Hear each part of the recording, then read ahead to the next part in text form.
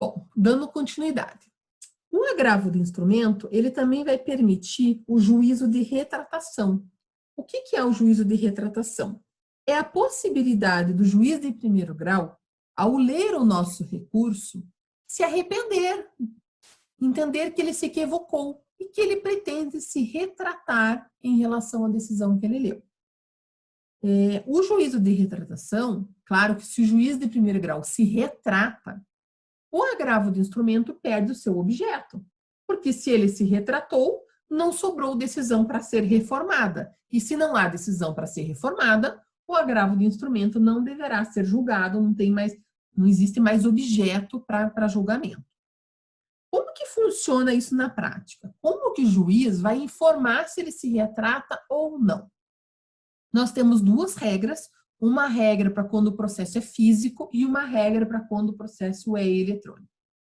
Se o processo for físico, o artigo 1018, lá no parágrafo 2º, vai determinar que, após o protocolo do agravo de instrumento, eu tenho um prazo de até 3 dias úteis para fazer uma petição para o juiz de primeiro grau, informando que eu interpus agravo de instrumento daquela decisão e que eu quero que o juiz se manifeste sobre o juízo de retratação. Essa petição, além de informar, né, a interposição do agravo, eu devo fazer o quê? Juntar a cópia do meu agravo, justamente para que o juiz possa ler as razões do meu inconformismo. Tenho que juntar o comprovante de interposição, que é o quê? O meu agravo com aquele protocolo lá, né, de interposição. E ainda devo indicar quais foram os documentos que eu juntei no meu recurso. Tudo isso para quê? Para que o juiz possa ler o meu recurso e analisar se realmente a decisão dele está correta ou se ele entende que ele pode se retratar. Existe uma consequência para o descumprimento da regra do artigo 1018, que é a inadmissão do agravo.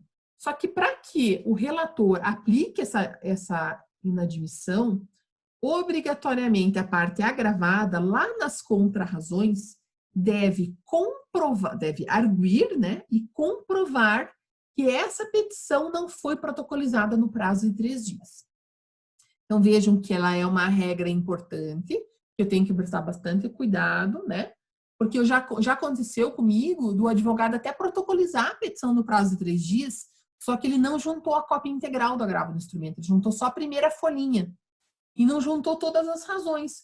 Como que o juiz vai ler as razões do meu inconformismo para dizer se ele se retrata ou não? Então, a regra do 1018 não basta o protocolo da petição. Eu tenho que cumprir tudo que ele determina, que é o quê?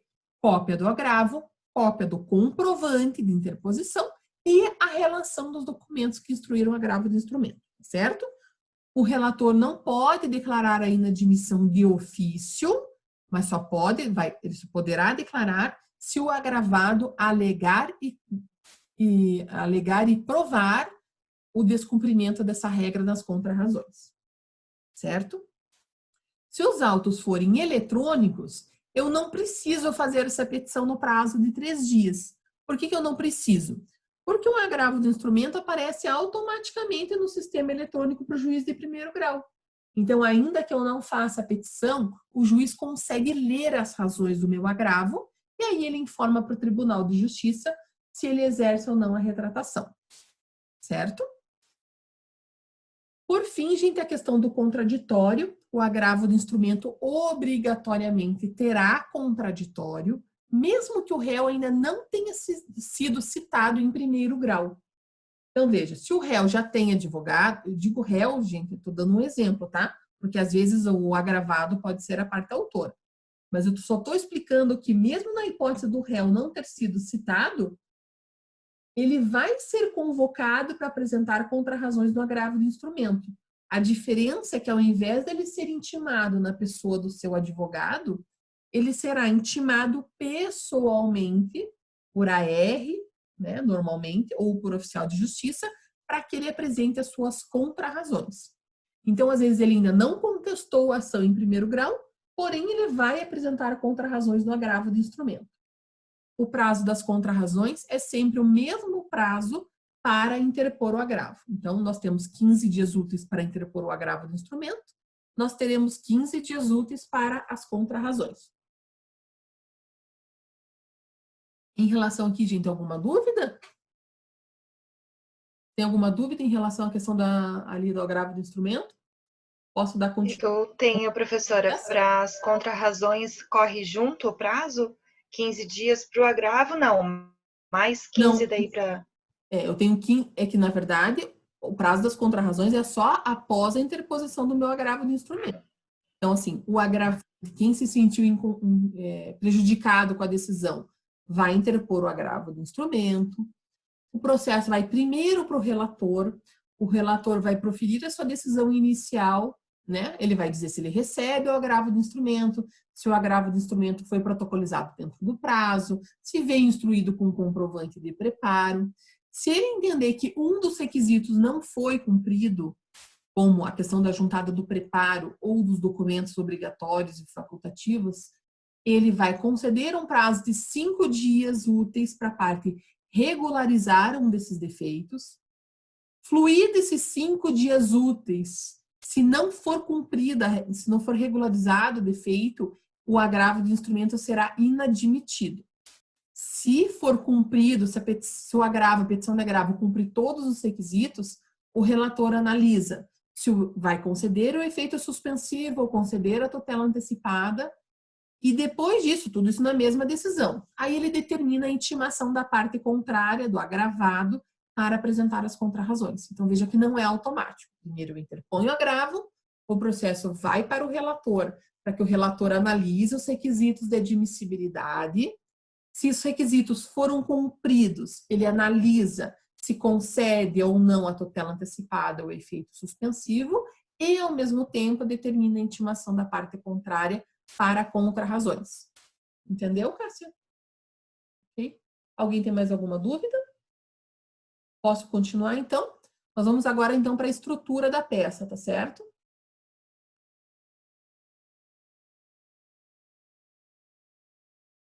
Ah, desculpe, antes da estrutura, só para a gente relembrar aqui, né, para a gente ter uma visão do todo. Então, quando nós temos ali, quando a gente fala em decisão interlocutória, a gente tem que analisar, porque, na verdade, cabem 3 recursos contra a decisão interlocutória. Primeira coisa que eu vou analisar é se a decisão interlocutória possui vício ou se não possui vício. Se ela possui vício da omissão, obscuridade, contradição ou erro material, nós vimos que o recurso cabível será o recurso de embargos de declaração. Se a decisão interlocutória não tem vício e o problema é que eu não concordo com a conclusão adotada pelo juiz, eu quero pedir a reforma da decisão, eu vou passar a fazer uma outra análise. A decisão interlocutória está entre as matérias elencadas no rol do artigo 1015? Se está, é fácil a solução, eu vou interpor agravo de instrumento. Se as matérias não estão elencadas no rol do artigo 1015, o que o código determina? Que vocês só vão poder recorrer lá quando houver a interposição do recurso de apelação. Vocês fazem como? Vocês vão fazer uma preliminar dentro do recurso de apelação, pedindo a reforma da decisão interlocutória. Aqui, gente, o que acontece na prática? Eu tenho, às vezes, uma decisão interlocutória proferida no ano de 2020 e eu só vou poder recorrer dessa decisão interlocutória, por exemplo, em 2023, quando for proferida a sentença. Ao ser proferida a sentença, eu analiso se a sentença atendeu aos meus anseios. Se não atendeu, eu posso interpor uma apelação contra essa sentença e, ao apelar, eu posso, dentro da apelação, pedir a reforma da decisão interlocutória proferida há 3 anos atrás, porque contra aquela decisão interlocutória não cabia agravo do instrumento. Então, vejam que eu tenho 2 situações previstas legalmente, a matéria está elencada no rol do 1015, cabe agravo do instrumento. Não está elencada no 1015, eu vou discutir a matéria como uma preliminar no recurso de apelação.